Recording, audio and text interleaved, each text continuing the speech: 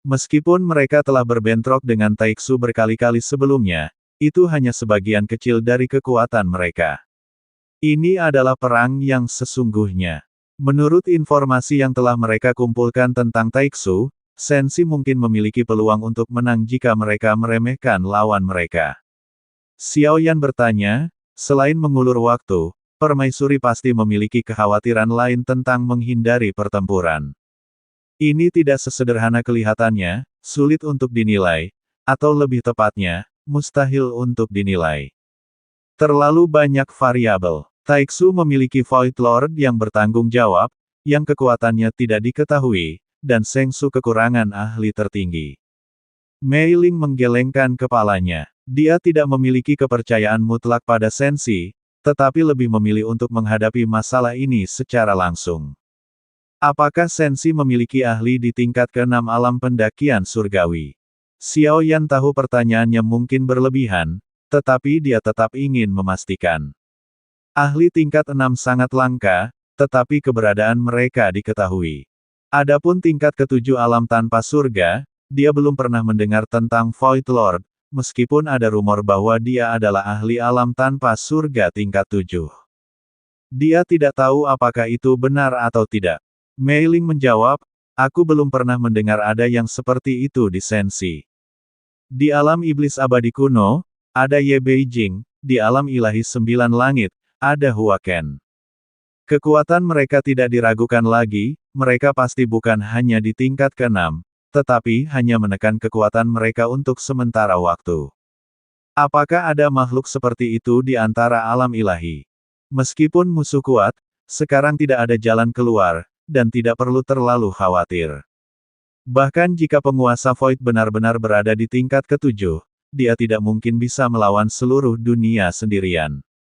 Yang lebih penting daripada kekuatannya adalah tekad persatuan. Meskipun kata-kata Xiao Yan lebih bersifat penyemangat, kepercayaan diri memang memainkan peran penting dalam keberhasilan atau kegagalan pertempuran. Hati yang bertekad untuk menang juga sangat penting. Tidak ada waktu untuk disia-siakan, kita harus segera menuju Void Timur dan mencegah Void Besar memasuki Laut Barat. Void adalah gerbang pertama, dan Void Timur adalah gerbang kedua, yang memiliki sumber daya yang melimpah. Bagi Taiksu, begitu sumber daya dari kekosongan timur diserap dan diubah menjadi kekuatan tempur, Senshi akan menghadapi kesulitan yang semakin meningkat. Xiao Yan bertanya tentang 50.000 tokoh kuat dari alam kuno iblis abadi. Tentu saja, mereka berada di alam dewa kuno, tidak pergi maupun berpartisipasi dalam perang. Rancang menjawab, permaisuri mengatakan mereka tidak dapat digunakan sebelum kepulanganmu. Ye Feiyu menambahkan. Xiao Yan mengangguk, segera menatap ketiganya, termasuk Yun Yun, dan kekuatan jiwanya dari alam tanpa harapan menyelimuti mereka. Kakak-kakak senior, apakah kalian menyembunyikan sesuatu dariku? Mata Xiao Yan sedikit menyipit. Apa maksud guru? Kata Merlin dengan sungguh-sungguh. Tatapan Xiao Yan menyapu mereka, memberikan tekanan yang kuat. Yun Yun merasakan jantungnya berdebar kencang. Rasanya seperti dia tidak bisa bernapas. Apakah permaisuri telah menyelidiki Taiksu, dan apakah ada mata-mata Taiksu yang ditanam di dalam alam dewa kuno Senshi? Perang pasti akan melibatkan banyak hal. Jika informasi Senshi sepenuhnya berada di tangan musuh, maka mereka akan selalu berada dalam posisi pasif.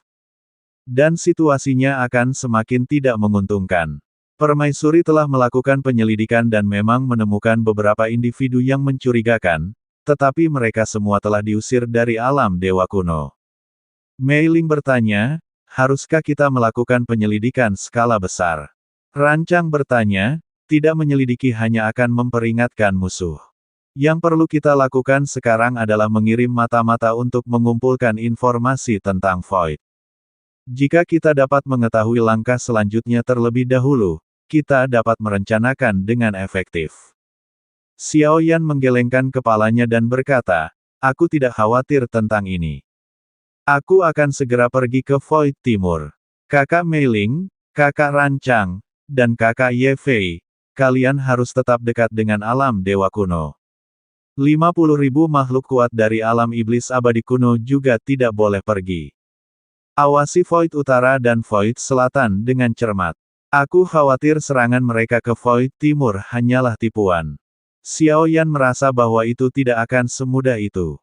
Pasti ada arus bawah yang tak terlihat yang bergejolak di dalam. Guru, aku akan pergi sendiri, tanya Rancang. Xiao Yan mengangguk. Hanya dengan cara ini dia bisa melakukan perjalanan cepat menggunakan jiwa Void. Tim pemberani semuanya berada di garis depan, yang membuatnya sangat gelisah. Dia harus melindungi alam dewa kuno, dan jika terjadi sesuatu, segera memberi tahu Nanling. Void dan Northern Bright Void sama sekali tidak boleh jatuh, itu adalah tugas gurunya. Ketiganya mengepalkan tinju sebagai tanda hormat, meninggalkan Yun Yun, yang menatap Xiao Yan dengan heran. Dia tentu saja sudah mendengar tentang identitasnya. Masalah reinkarnasi yang mulia bukanlah rahasia. Xiao Yan segera mengibaskan lengan bajunya. Jiwa Driven merobek celah di Void, dan dia melangkah masuk, langsung menghilang. Pecahan Void yang hancur itu seperti miliaran keping kaca tajam, berkilauan dengan cahaya dingin yang menakutkan di bawah cahaya yang terdistorsi. Ini adalah Laut Void di dalam Inter Void. Aura yang mencekam dan dingin menyelimuti udara. Sebuah celah hampa berdiri di tengah laut hampa, dari mana titik-titik cahaya yang tak terhitung jumlahnya melesat keluar, tampak dari jauh seperti tinta yang meresap ke dalam air danau yang jernih. Namun, setelah diperiksa lebih dekat, terlihat bahwa itu adalah prajurit hampa yang tak terhitung jumlahnya yang membentuk gelombang hitam yang menyesakkan. Di seberang mereka, pasukan sensi sudah siaga tinggi, ahli sensi yang tak terhitung jumlahnya mengenakan baju besi berbagai warna, sama-sama terorganisir, membentuk penghalang di dalam laut hampa. Stabilkan garis pertahanan, tekan mereka dari jauh terlebih dahulu, jangan biarkan mereka mendekat.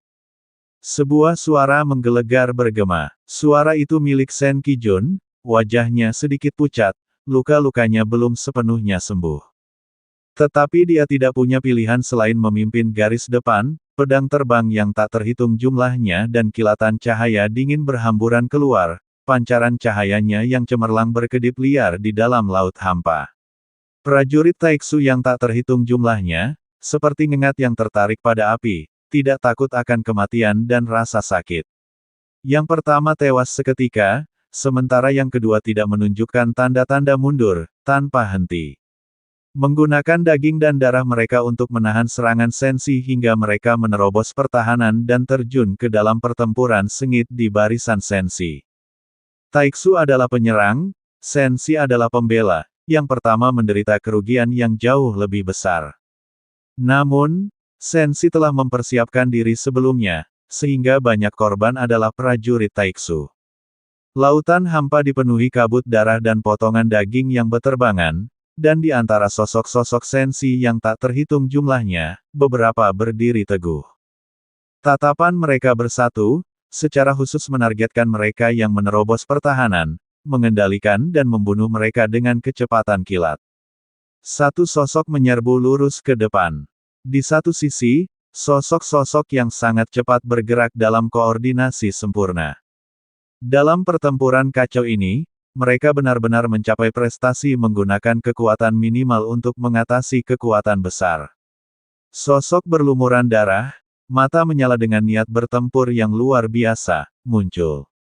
Itu adalah Xiao Zhan, yang telah lama tertidur di alam dewa kuno. Xiao Zhan, jangan berhenti. Mereka semakin banyak. Tahan mereka. Suara laki-laki itu, yang berkumandang di telinganya, bergema di seluruh tim pemberani. Meskipun kekuatan mereka tidak mencukupi, mereka tidak melakukan kesalahan apapun dalam pertempuran, mungkin hal yang biasa saja dalam skema besar. Tetapi arus deras itu terdiri dari setiap aliran air, terlepas dari kekuatannya, dan semuanya memengaruhi seluruh pertempuran.